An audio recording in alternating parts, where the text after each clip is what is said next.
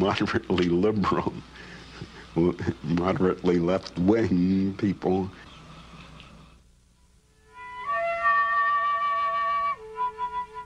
It was a new and strange world. Barbed wire, bodyguards, censored letters, secrets from their wives and children. Well, I'd tried to be so newsy when I was in Fort Leonard Wood, and when I came here I would write and say, I'm out here in the West and the scenery is beautiful and the weather is just gorgeous. And my mother would write back and say, well, where are you really and what are you doing? And I would write back and say, I'm out here in the West and the weather is gorgeous and the scenery is beautiful. And she never understood that until the war was over and I could explain it to her. And you heard throughout the town that they were joking and saying it's a submarine base to make windshield wipers for submarines, or it was a Navy installation or something like that. And they thought it was a great joke. G2 wanted a rumor spread in Santa Fe with all kinds of speculation about what was going on at Los Alamos. They wanted to get out rumors. We were busy making electric rockets. And we tried it. We went down and we tried to fund the bar, which is usually crowded. Of course, that night it was half deserted. And we talked as loudly as we could about electric rockets, but nobody seemed to pay any attention. So then we went out to a workman's bar, much rougher, and Charlotte danced. And some Spanish American came along and asked her to dance. She was trying to tell him about Los Alamos, and he was trying to tell her that what he wanted was a ranch to raise horses. He couldn't have been less interested.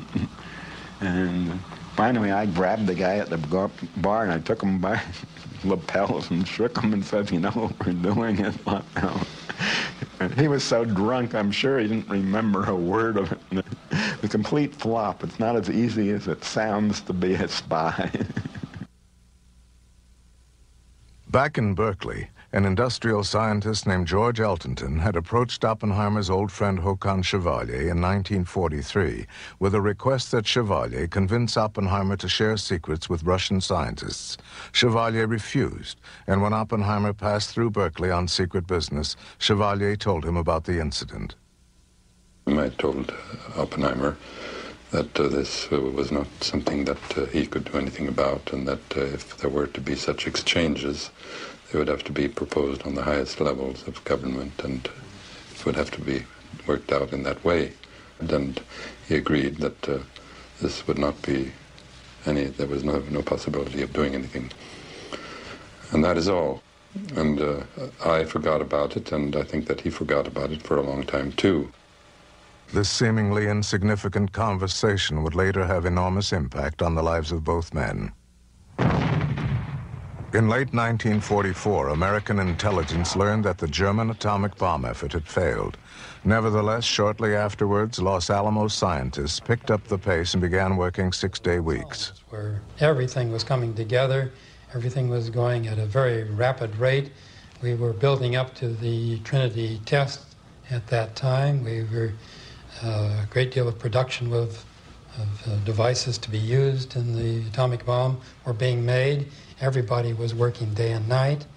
And it was very hard in the push to make that test to stop and think.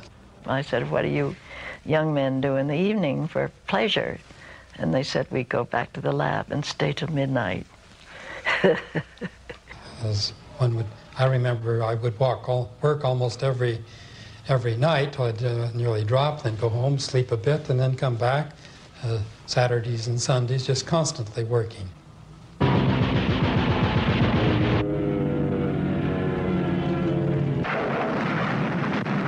Across the Pacific, the war raged on against Japan, but in the spring of '45, there was victory in Europe.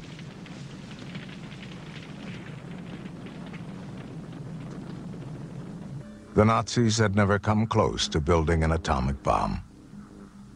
Germany surrendered. VE Day. Eisenhower returned triumphant.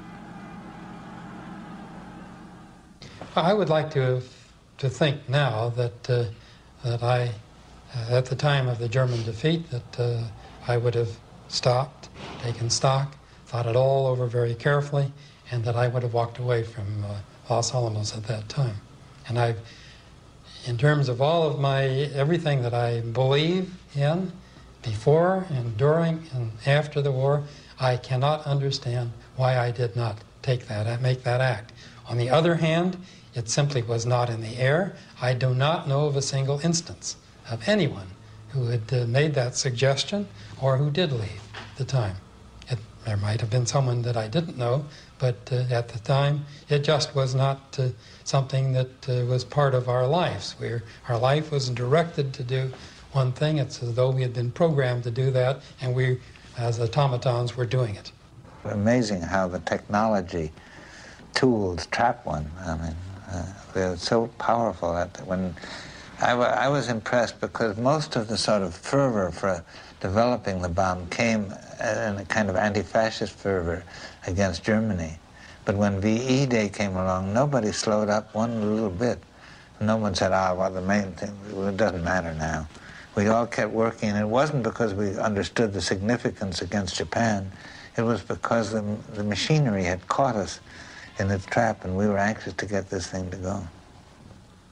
I organized a small meeting at our building. I think the title was The Impact of the Gadget on Civilization. Hoppy tried to persuade me not to have it. I don't know quite why, but he certainly did try to dissuade me. On the other hand, I went ahead and did hold the meeting, and perhaps between 30 and 50 people came. Hoppy came too, which always added tone to any meeting. We did discuss whether we should go on or not, and in the context of what was happening in the world. Of course, it was called in the context that perhaps what we were doing was morally wrong. Particularly, Hoppy pointed out that, but it would be well that the world knew about the possibility of an atomic bomb rather than it be something that would be kept secret while the United Nations was being formed. On that basis, on that logical basis, we all decided that that was right and that we ought to go back in the laboratory and work as hard as we could to demonstrate a nuclear weapon before so that the United Nations would be set up in the awareness of this horrible thing to come. The Faustian bargain is when you sell your soul to the devil in exchange for knowledge and power. And that, of course, in a way is what Oppenheimer did, there's no doubt. He made this alliance with the United States Army in the person of General Groves, who gave him undreamed of resources, huge armies of people and as much money as he could possibly spend in order to do physics on the grand scale in order to create this marvelous weapon. And it was a Faustian bargain, if ever there was one. And of course we are still living with it ever since. When once you sell your soul to the devil, then there's no going back on it. Well, I can't tell you exactly, but right over there between here and the high part of the Oscura Mountains, there where that little peak is on the McDonald Ranch, is where they detonated the first atomic bomb. What was this country like then? About like it is now. 200 miles south of Los Alamos, near Alamogordo, New Mexico, a vast unbroken stretch of prairie. Here Robert Oppenheimer chose to test the first atomic bomb. He named the place Trinity Site. It had been Apache country, but in late '44 it was populated only by a handful of cattle ranchers and homesteaders. They called it by the Spanish name, Jornada del Muerto, the journey of death.